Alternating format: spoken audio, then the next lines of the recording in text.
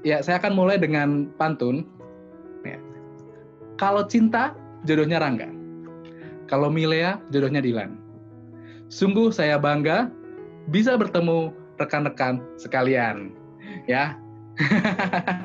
Saya mendengar tepuk tangan dari kiri, dari kanan. Ya, saya yakin teman-teman bertepuk tangan dalam hati ya.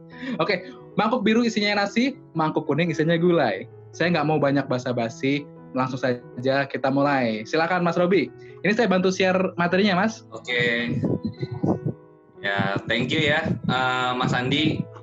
Salam kenal nih, Pak Apri. Kemudian, halo, Mas Pusta. Yes, halo Mas. Thank you udah dikasih kesempatan nih buat saya sharing di Mindset Indonesia nih terkait interview ya. Yes. Proses prakerja nih sebelum teman-teman masuk ke dunia kerja. Jadi ini yang harus teman-teman kuasai nih sebelum masuk kerja. Jadi nggak cuma teman-teman paham di tengahnya, tapi juga teman-teman paham di awalnya di proses rekrutmen. Ya teman-teman ya.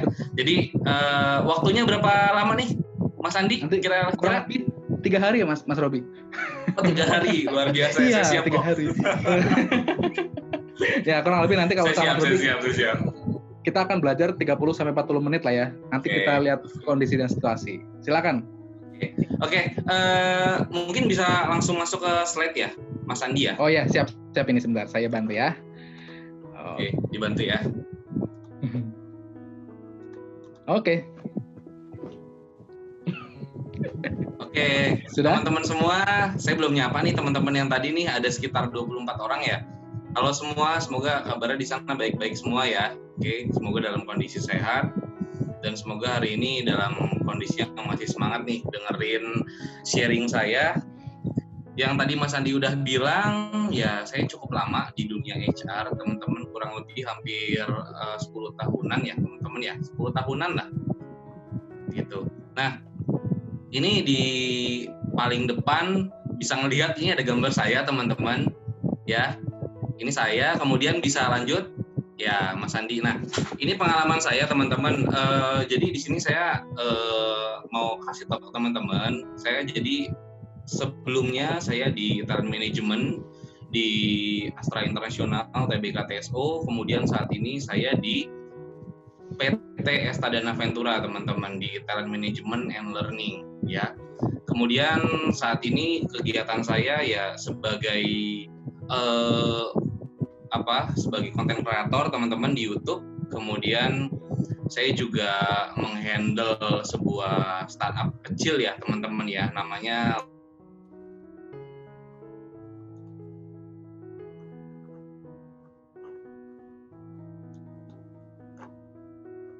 Halo. Ya, sepertinya Mas Robi kehilangan sinyal teman-teman. Oke, saya bantu ini ya. Mungkin sambil Mas Robi mencari sinyal. Maksudnya sambil menunggu Mas Robi join lagi. Ini, kalau beliau saat ini ada di PT Estadana Ventura, sudah cukup lama dan beliau sebagai Unit Head Talent and Learning. Jadi masalah-masalah sebagai untuk teman-teman yang baru masuk, bagaimana cara mereka masuk, bagaimana cara mereka dibimbing, beliau yang jagonya, juaranya. Kemudian beliau saat ini beliau juga salah satu founder Lotub ya, sebuah job marketplace. Jadi kalau teman-teman mungkin sekarang tahu ada Jobstreet, ada JobsDB. Nah, dia adalah foundernya Lotub ya, foundernya Lotub. Jadi teman-teman mungkin nanti akan dengar nih, wah kalau mau masuk lowongan kerja lewat Lotub misalnya, bisa, itu keren banget tuh. Kemudian dia juga content creator, dia bikin beberapa YouTube series tentang ya yang cara-cara ini, bagaimana masuk kerja dan sebagainya. Nanti YouTube-nya apa, nanti kita tanya langsung ke beliau ya. Oke. Lanjut Mas Robi. Lanjut, oke, bisa lanjut slide-nya, Mas Andi. Oke, nah teman-teman, jadi kita sebenarnya mau bahas apa sih hari ini teman-teman? Jadi sesuai dengan topik yang sudah di-share sama tim dari Mindset Indonesia, khususnya Mas Andi, ini kita akan bahas terkait CV teman-teman. Di sini saya kasih judul Asupan Nutrisi Prakerja teman-teman. Jadi biar teman-teman juga semakin punya gizi nih, ibarat kata seperti punya gizi sebelum masuk kerja. Jadi ketika sudah nanti masuk kerja, teman-teman sudah siap. Nah, kita hari ini akan bahas semua tentang CV teman-teman secara dasar. Kemudian kita akan bahas semua tentang interview secara dasarnya teman-teman ya. Nah, di sini saya mau kasih gambaran sedikit teman-teman tentang CV. CV itu apa sih? CV itu kalau dalam bahasa Inggris itu artinya kurikulum vitae teman-teman. Jadi ini adalah daftar riwayat hidup secara singkat yang menggambarkan pengalaman kerja, kemudian data diri teman-teman, kemudian achievement teman-teman, kemudian skill yang teman-teman miliki, itu nanti akan tertuang semua di dalam CV atau kurikulum vitae teman-teman. Jadi CV ini bisa dibilang teman-teman adalah jendela teman-teman di awal sebelum teman-teman dipanggil proses berikutnya untuk masuk tahapan rekrutmen di perusahaan, ya. Nah, di CV ini sendiri teman-teman sebenarnya tidak hanya teman-teman bikin sesuai yang dengan teman-teman alami sebelumnya, tapi di sini teman-teman harus punya konsep besarannya. Apa sih kira-kira yang harus teman-teman sebelumnya persiapkan sebelum bikin CV ini? Yang pertama teman-teman,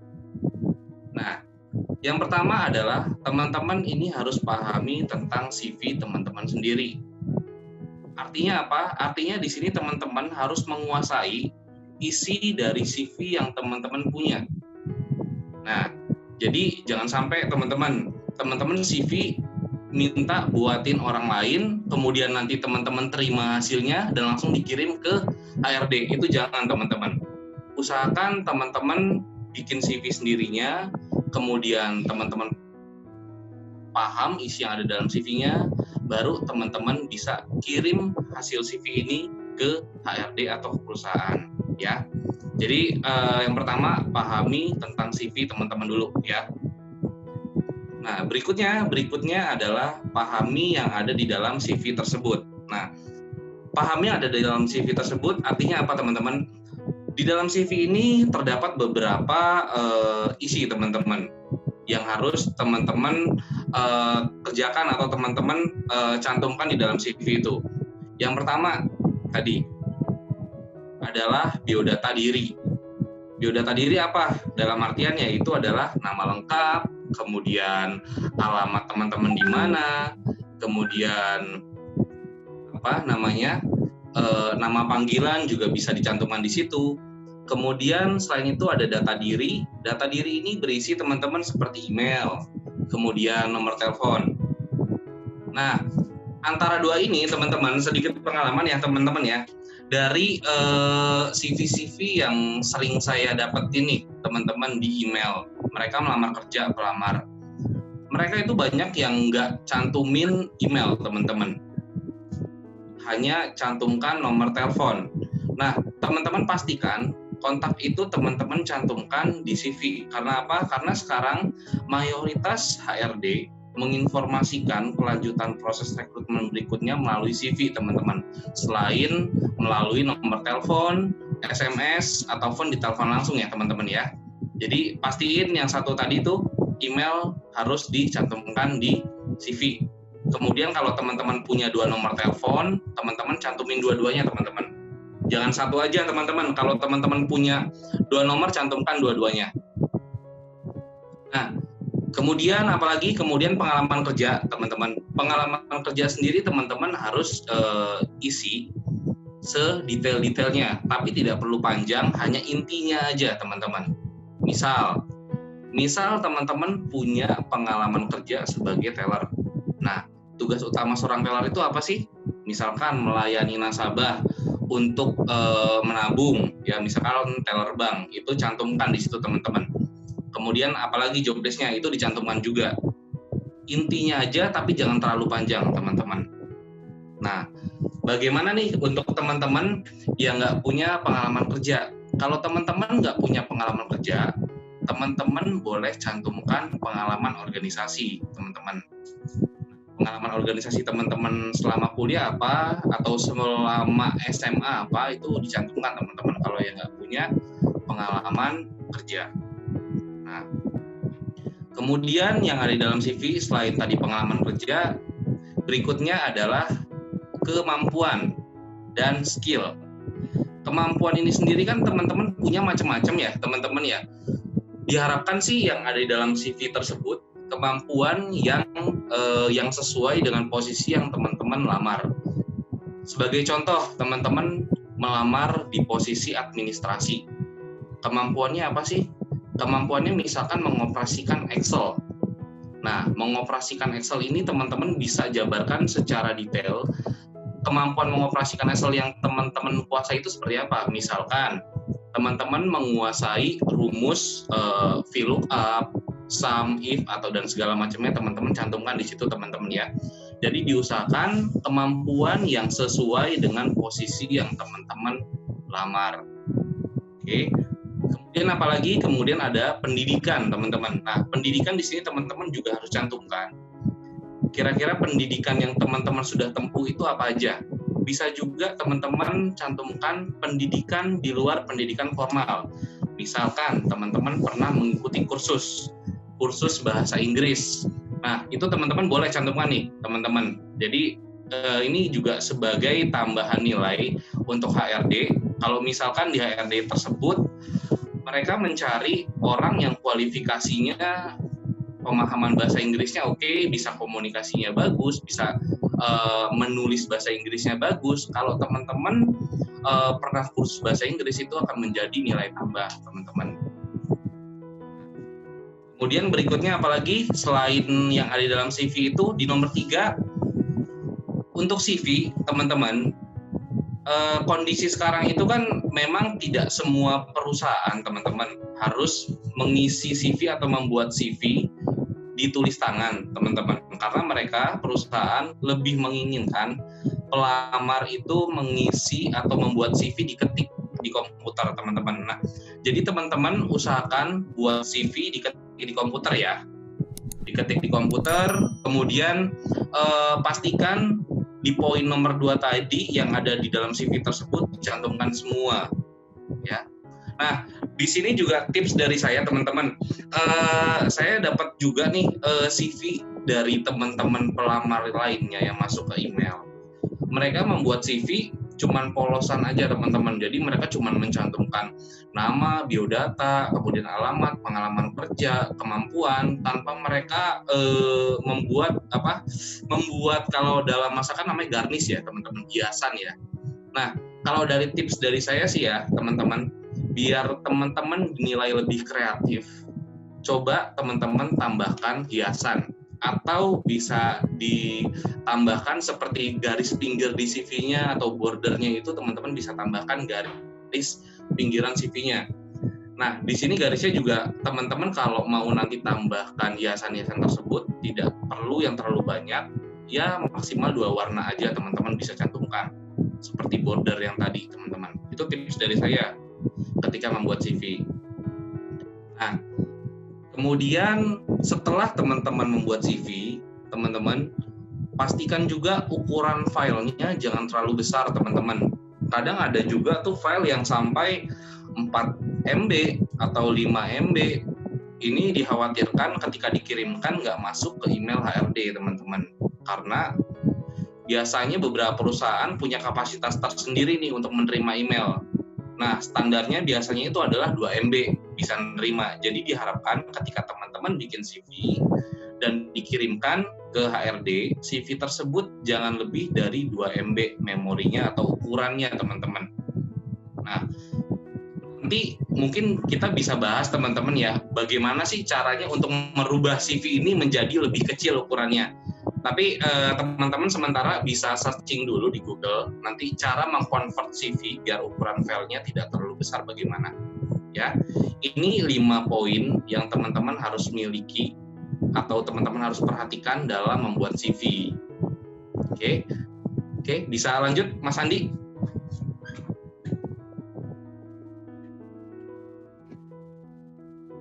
Oke, nah ini teman-teman salah satu contoh yang CV menurut saya dan menurut beberapa HRD lain juga, teman-teman saya juga HR merekomendasikan CV seperti ini, teman-teman. Ini adalah salah satu contoh CV yang ideal, teman-teman.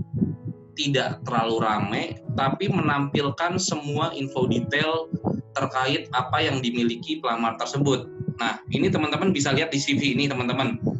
Ada nama, kemudian di bawahnya apalagi ada kontak, ini adalah kontak, nomor telepon, kemudian alamat email, kemudian di bawahnya lagi ada apa? Ada sosial media. Nah, sosial media juga bisa ditambahin teman-teman. Teman-teman punya Instagram nih, atau Facebook, cantumin aja teman-teman.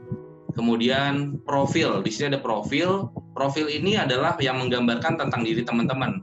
Contoh, teman-teman adalah seorang yang antusias, punya semangat, punya kreativitas tinggi. Ini teman-teman bisa cantumkan dalam profil teman-teman. Kemudian experience di sini teman-teman juga bisa lihat. Di sini experience-nya dituliskan secara lengkap teman-teman. Jadi jangan cuma teman-teman cantumin posisi teman-teman sebelumnya apa ya. Misalkan, contoh teman-teman posisi sebelumnya adalah teller. Jadi jangan cuma nulis teller aja teman-teman, tapi tulisin juga pengalamannya atau job desk-nya teman-teman sebagai teller itu apa. Tugas utamanya aja ya, tidak perlu terlalu detail secara rinci. Jadi tugas utamanya aja apa sebagai teller. Kemudian education, ada juga di sini education, pendidikan teman-teman selama sebelumnya itu apa, sampai terakhir. Kemudian skills, nah skill ini yang tadi saya bilang diharapkan teman-teman yang sesuai dengan posisi yang dilamar teman-teman.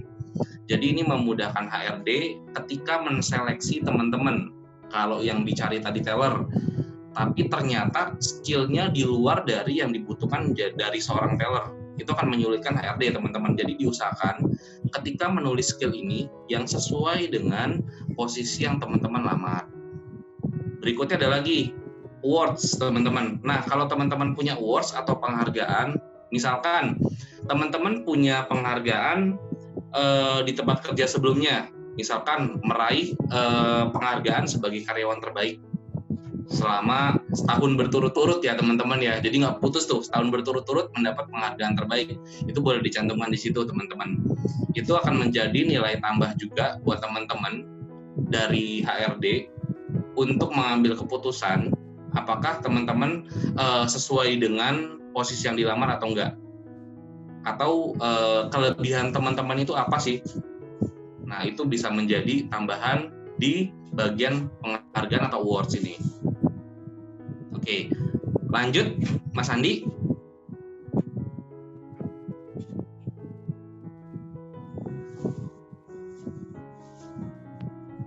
Oke. Nah, teman-teman, tadi CV sudah ya teman-teman ya. CV sudah secara dasarnya. Sampai tadi contoh CV itu apa ada di situ tadi secara mendasar. Kemudian kita lanjut setelah CV tadi sudah jadi, apa proses berikutnya? Proses berikutnya setelah CV jadi yaitu adalah interview teman-teman, tahapan rekrutmennya. Nah, di sini kita akan bahas semua tentang interview secara dasar. Di sini ada beberapa hal yang teman-teman harus perhatikan. Saya di sini kasih 5 poin teman-teman. Ketika teman-teman dipanggil interview, yang pertama, pastiin teman-teman outfitnya atau pakaiannya rapi, bersih, wangi ya teman-teman. Jangan sampai teman-teman ketika datang interview, buru-buru, terus pakaiannya lecek, udah gitu baunya bau knalpot semua, aduh. Jangan teman-teman, jangan ya. Usahakan biar nggak seperti itu, datang lebih awal. Jadi teman-teman punya persiapan. Teman-teman bisa ngelihat bajunya rapi atau enggak, kemudian bisa pakai minyak wangi dan segala macamnya. Terus rambutnya juga bisa teman-teman lihat rambut teman-teman rapi atau enggak. Ya, itu salah satu penilaian juga loh teman-teman. Karena nanti akan yang akan membekas di HRD. Salah satunya ya outfit ini. Ketika pertama kali sama teman-teman. Waduh, saya pernah ketemu tuh sama satu pelamar yang saya ingat dia malah bukan dari sisi positifnya teman-teman ya, tapi saya ngelihat dia tidak ada persiapan sama sekali. Datang ke tempat interview tapi pakai sendal, terusnya bajunya lecek. Aduh, jangan teman-teman. Jadi teman-teman pastiin punya persiapan lebih matang. Jadi datang 30 menit sebelum waktu interview, itu yang akan lebih membuat teman-teman maksimal nanti. Nah, kemudian attitude teman-teman atau tingkah laku. Attitude atau tingkah laku ini ada bermacam-macam ya dalam proses interview ya teman-teman. Ada saat teman-teman masuk ke ruangan interview, kemudian pada saat proses interview, kemudian pada menutup interview, teman-teman. Itu ada 3 tahapan.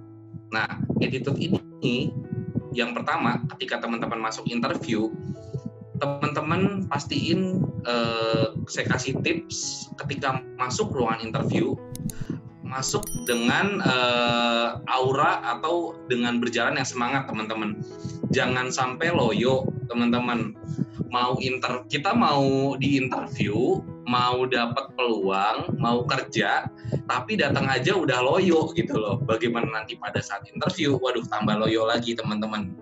Jadi kasih kesan di awal yang benar-benar membuat HRD itu tertarik dan semangat untuk menginterview teman-teman. Nah, kemudian pada saat interview ini, di sini juga teman-teman harus pastikan gestur tubuh atau posisi duduk lah sebagai contoh. Posisi duduk, kadang juga saya ada yang lihat pengamar lemes banget begini, teman-teman ya. Kalau teman-teman bisa lihat saya, aduh, lemes, nggak ada gairah hidup, kayak nggak mau diinterview gitu loh. Jadi kesannya setengah-setengah. Waduh, bahaya teman-teman, jangan kayak gitu. Jadi usahakan teman-teman posisi duduk pun diatur. Posisinya tegak, ya, posisi tegak menghadap interviewer atau HRD atau user.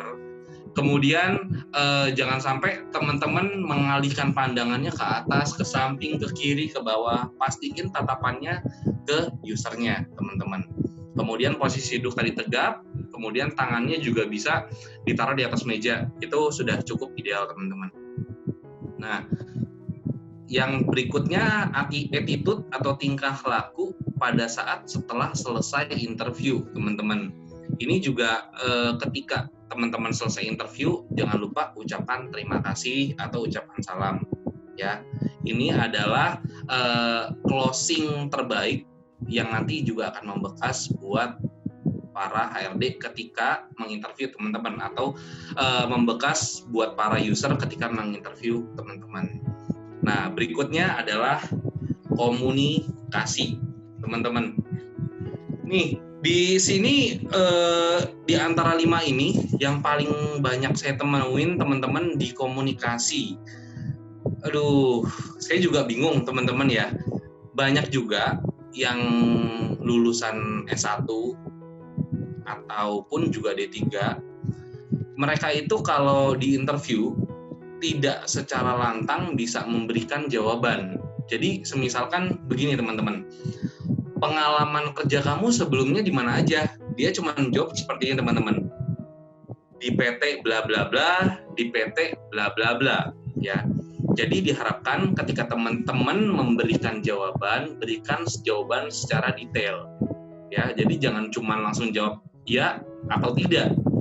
Jadi teman-teman juga bisa melakukan pengulangan kata-kata. Contoh sebagai ini. Oh iya Pak, jadi pengalaman saya sebelumnya adalah di perusahaan ini sebagai ini, dan job desk saya sebelumnya adalah melakukan kegiatan ini, Pak atau Ibu. Nah, jadi usahakan jawaban yang teman-teman berikan harus detail dan jangan sampai jawab cuman ya atau tidak, ya teman-teman. Kemudian perhatikan juga teman-teman intonasi suara. Intonasi suara juga ini teman-teman perlu perhatikan, ya. Tinggi rendahnya suara teman-teman itu juga perlu diperhatikan nih, teman-teman. Misal teman-teman diminta menjawab pertanyaan dari user atau HRD, teman-teman tapi intonasi suaranya tinggi atau keras gitu loh. Mindsetnya HRD atau user kalau menurut teman-teman apa? Kalau dari saya sendiri sih, mindsetnya nanti malah akan menggambarkan orang ini, waduh, emosian dan segala macam ya, teman-teman ya. Jadi tolong perhatikan pada intonasi suara. Jadi intonasi suaranya disesuaikan aja. Intonasi suara disesuaikan, jangan bentak-bentak, jangan teriak-teriak kayak gitu, jangan ya teman-teman ya. Jadi disesuaikan intonasi suaranya. Kemudian berikutnya adalah kualifikasi atau skill, ya.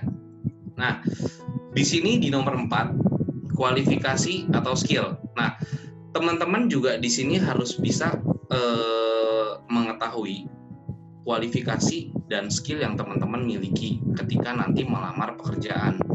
Jangan sampai ketika nanti datang interview, dipanggil, ditanya, misalkan HRD atau user bertanya gini ya teman-teman ya, kamu punya kemampuan apa untuk melamar di posisi ini? Wah, apa ya? Aduh, apa ya Pak? Waduh, jangan kayak gitu teman-teman. Jadi pastiin juga nih teman-teman ketika sebelum interview itu sudah harus persiapkan ya. Teman-teman harus persiapkan apa pertanyaan yang nanti akan ditanyakan dari HRD sebagai contoh kualifikasi ini. Jadi sesuaikan kualifikasi ini dengan posisi yang teman-teman lamar atau skill. Nah, berikutnya adalah semangat dan antusias. Ini adalah salah satu juga bagian yang membuat HRD atau user berkesan teman-teman. Semangat ini diperlukan teman-teman dan antusias. Karena apa? Karena dengan semangat ini juga akan menjadi penilaian tambahan dari HRD atau user dalam menerima kandidatnya, apakah kandidat ini cocok ditempatkan di posisi ini karena semangatnya bagus atau antusiasnya bagus ya. Tolong juga teman-teman tampilkan semangat yang luar biasa teman-teman. Ingat teman-teman, ini interview. Peluang teman-teman untuk meraih karir yang nanti juga berikutnya akan berlanjut ke tahap promosi ya. Nanti juga akan disampaikan oleh Pak Apri ya. Jadi tampilkan semangat dan antusias. Nah, karena apa? Karena kesan pertama sangat menentukan teman-teman. Jadi teman-teman coba tampilkan 5 hal ini atau 5 hal ini harus diperhatikan teman-teman. Jangan lupa sebelum mengakhiri interview teman-teman tanya teman-teman. Jangan sampai teman-teman selesai begitu aja interview langsung pulang salaman tanpa ada pertanyaan ya. Jadi teman-teman bertanya ini adalah poin tambahan juga untuk HRD atau user menilai teman-teman aktif atau tidak teman-teman. Mungkin teman-teman saya kasih contoh satu hal yang bisa nanti ditanyakan ketika interview selesai apa ya. Mungkin teman-teman bisa bertanya ke HRD atau user, kira-kira budaya perusahaan di sini seperti apa sih, Pak, Ibu? Kira-kira tantangan ke depan seperti apa sih yang akan saya dapatkan ketika saya berhasil masuk ke sini di posisi tersebut? Ya, itu beberapa contoh yang teman-teman bisa terapkan nanti ketika selesai interview dan ditanya HRD atau user mau ada yang ditanyakan lagi nggak? Ya. Jadi itu adalah poin yang menggambarkan teman-teman bisa dinilai semangat, antusias atau tidak, gitu teman-teman. Oke, lanjut, Mas Andi. Nah, teman-teman, ini ada video teman-teman yang nanti teman-teman bisa lihat dan bisa juga diterapkan teman-teman. Jadi dari apa yang tadi saya sudah sampaikan pada interview, di sini sudah terangkum dalam video ini, jadi tolong diperhatikan ya teman-teman ya. Oke, lanjut Mas Andi. Videonya boleh tolong di-setel.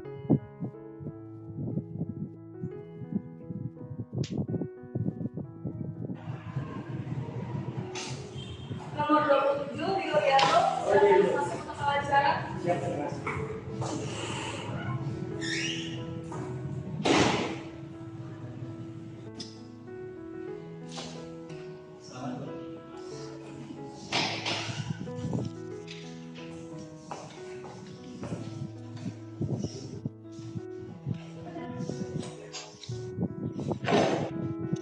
Boleh saya lihat kertasnya? Iya, baik, boleh dulu.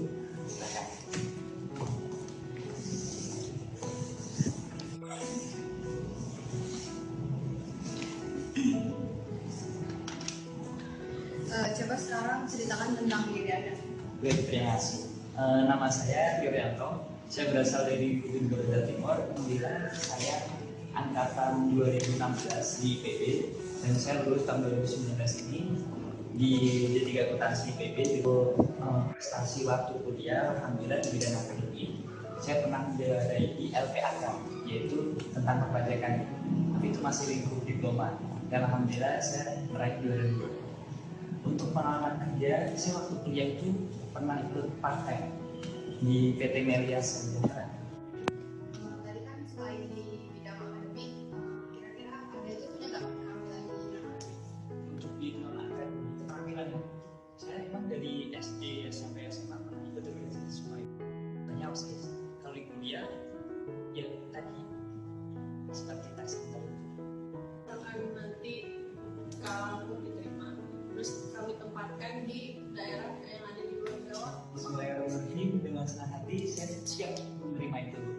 karena kalau saya di Jawa aja kan pengalaman ya mungkin juga banyak, tapi kalau saya di Jawa pun juga tidak ada masalah. Kamu ini bisa nggak kalau misalkan kerja tapi tekanan dari karyawan yang lain? Kalau tentang tekanan, emang saya biasa dibawa tekanan ya. Kalau saya tanpa tekanan selalu gitu. Tapi kalau seandainya ada tekanan, oke, sekarang udah tren ya kan, memang terbiasa dibawa tekanan, jadi tidak ada masalah. Terus apa yang membuat kamu tertarik untuk bergabung di perusahaan kamu? Memang dari perusahaan itu awalnya saya itu field trip itu diploma mengadakan field trip ke perusahaan itu, dan ternyata perusahaan ini masih baru, jadi yang saya ingin masuk itu yang buat saya tertarik. Tapi kan kami ini perusahaan baru, apa Anda ingin bergabung di perusahaan kamu? Baru itu saya ingin masuk karena apa? Saya itu inginnya itu dari perusahaan yang masih awal dan itu menjadi sampai sukses. Coba kamu sebutkan kelebihan dan kekurangan dari diri kamu. Baik, untuk dia saya itu saya percaya diri Bu, dan juga berkomitmen dalam suatu hal, komitmen dan semangat artinya semangat dan senyum sendiri. Dari kelebihan kamu itu gimana cara kelebihannya itu menunjang untuk kemajuan perusahaan kamu? Iya, karena perusahaan itu perlu teliti, perhatian, rapi. Akuntansi tidak bisa kalau tidak rapi dan rapi, teliti pula. Dan itu Anda insya Allah itu berada dalam diri saya dan penuh semangat dan sangat gembira. Dan saya caranya tidak sabar itu. Artinya tidak sabar, saya itu tidak sabar dalam suatu hal, bukan semua. Saya itu nggak sabaran kalau melihat kerjaan saya itu belum kelar, belum selesai. Di posisi kamu kan nanti sebagai angkatan. Iya. Kira-kira gaji berapa yang kamu?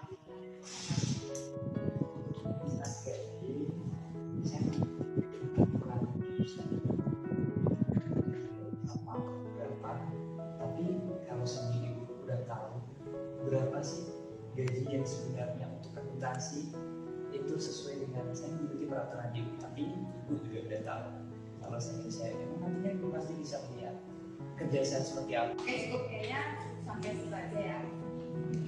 Baik, terima kasih. Terima kasih. Iya, saya juga bisa.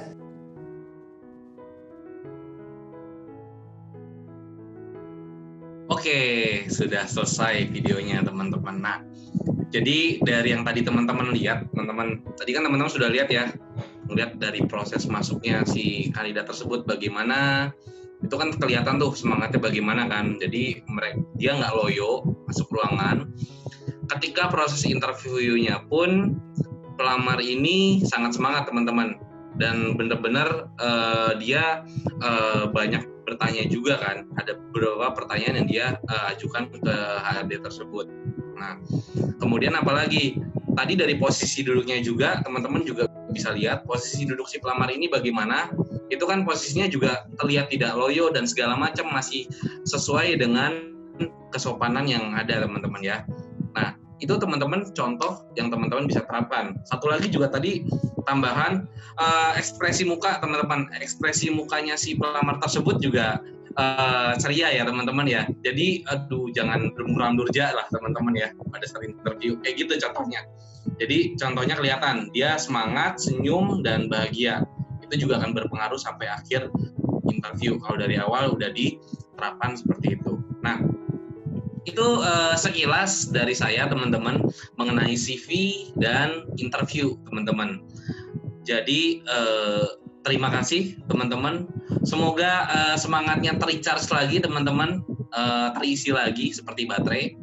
Kemudian kalau ada informasi ini ada kontak saya teman-teman bisa catat tentang rekrutmen atau segala macam tentang HR, saya mungkin bisa bantu jawab.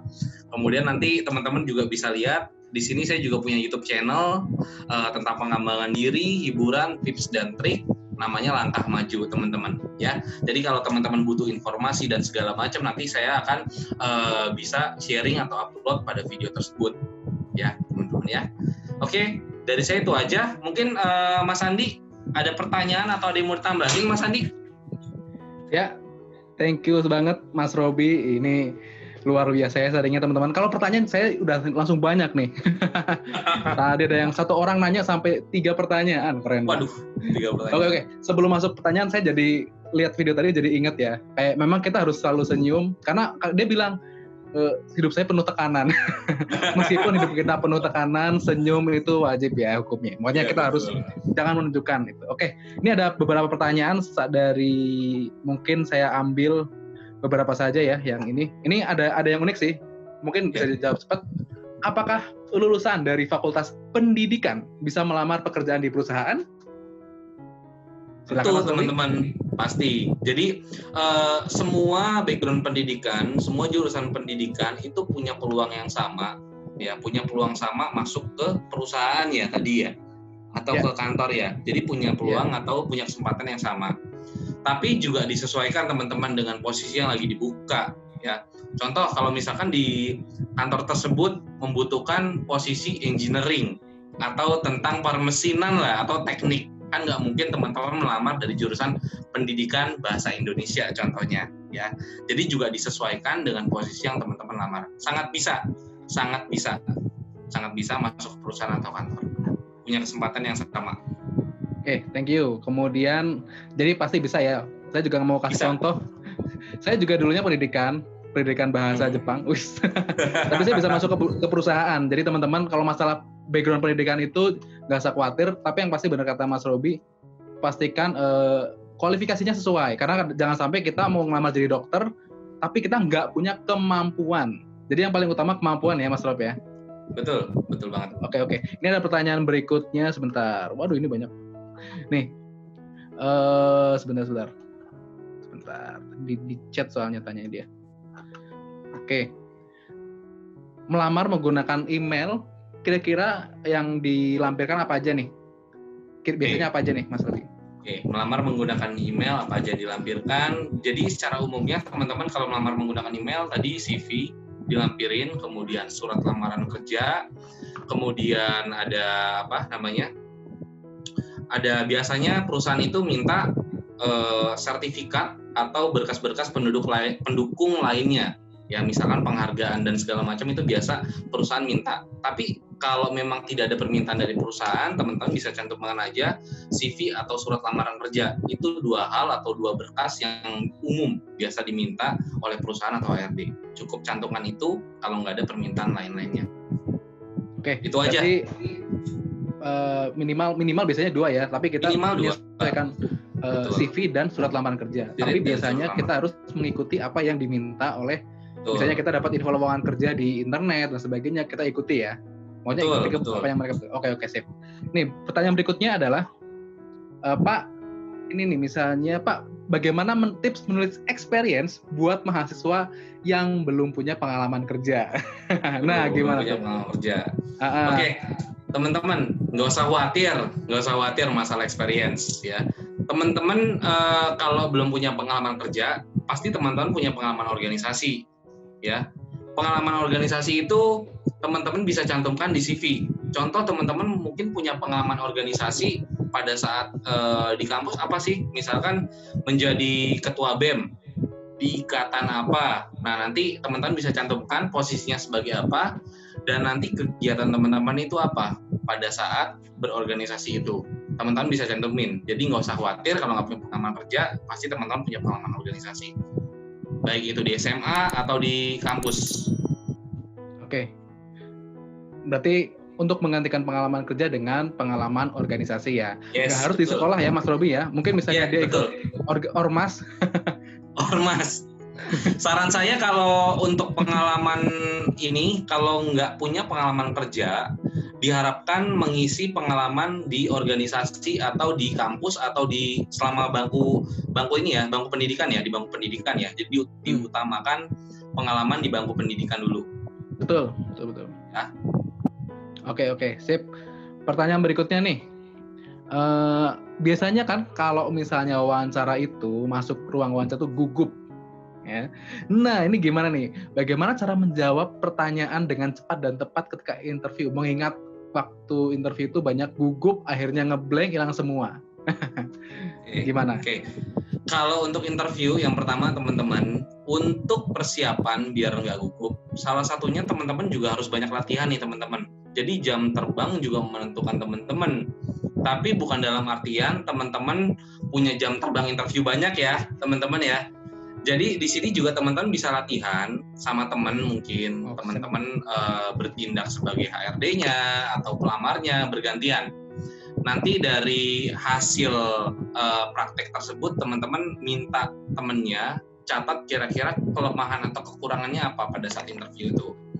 Atau opsi lain teman-teman bisa coba rekam teman-teman di video teman-teman pada saat menjawab pertanyaan. Itu teman-teman bisa rekam aja, kira-kira nanti setelah dari video tersebut nanti teman-teman review, teman-teman evaluasi kira-kira kurangnya di mana sih gitu. Itu yang akan membuat teman-teman jadi lebih siap dan tidak grogi teman-teman dalam menghadapi interview. Nah, berikutnya teman-teman yang menjadi faktor utama pada saat interview grogi itu, rata-rata pelamar itu grogi karena mereka tergesa-gesa teman-teman atau terburu-buru. Contoh, datangnya ini mereka on time. Jadi jangan sampai kalau datang interview atau diundang interview itu datang on time banget teman-teman.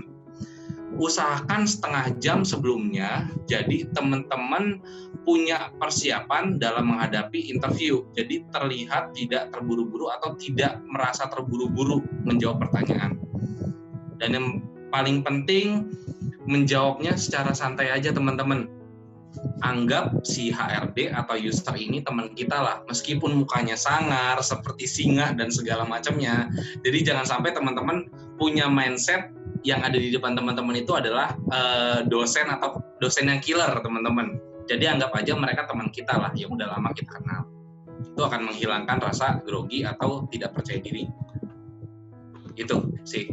Yes, thank you Mas Robi. Ini masih banyak pertanyaannya, tapi kita simpan buat nanti ya. Ini pertanyaan luar biasa sekali. Ya kalau yang tadi pertanyaan terakhir bisa disimpulkan, teman-teman yang pasti ketika interview tulus ya.